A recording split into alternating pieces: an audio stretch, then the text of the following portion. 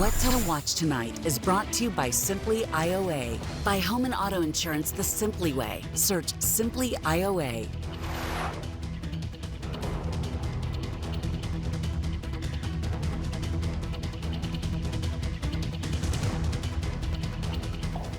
Evacuation efforts continue in Afghanistan. More than 37,000 people have been moved out of Kabul in the last 10 days. A majority of those evacuees are refugees applying for special visas. Action News Jack's Kirsten Garris explains the logistics behind vetting thousands of refugees all at the same time. The Pentagon says it is screening evacuees before they come to the States, using military bases around the world as security checkpoints. I talked with a national security expert who says this critical vetting process could have started much sooner if the evacuations had started earlier. The Pentagon says 5 flights with 1,300 evacuees landed at Dulles International Airport near Washington, D.C. today.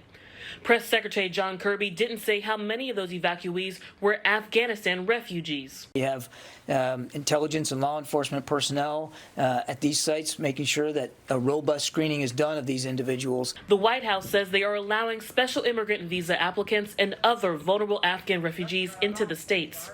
National security expert Jamil N. Jaffer says these background checks must be efficient but thorough. It's really a matter of making it a priority, and that's part of the challenge. The administration made it a priority to get out and get out quickly. They didn't make it a priority to take care of the people who fought alongside our men and women of the military. Jaffer says the biggest threat to national security is letting in the wrong person. We don't want to let somebody with a suicide bomb onto a plane coming out of Afghanistan. Additionally, he says how this process unfolds could have worldwide implications. If we're seen as not a good partner, not keeping up our commitments, people aren't going to want to fight alongside us. Our allies aren't going to trust us, and our enemies are not going to be afraid of us. The Pentagon says it's getting support from 26 countries as transit hubs for security screenings.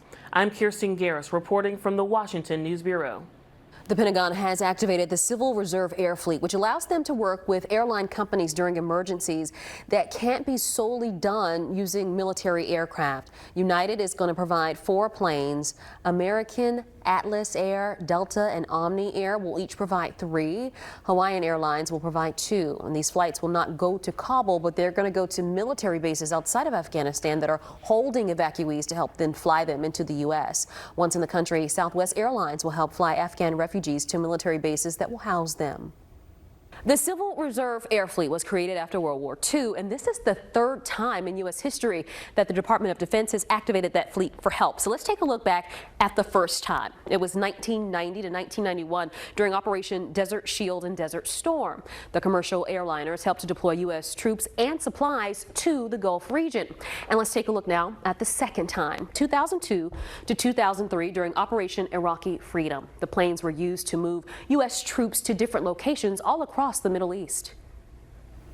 And the airlines all were on social media talking about this today, and here's what Delta had to say. For decades, Delta has actively played a role in supporting the U.S. military and our troops, and we are again proud to pledge Delta people and our aircraft in support of our country's relief efforts in Afghanistan.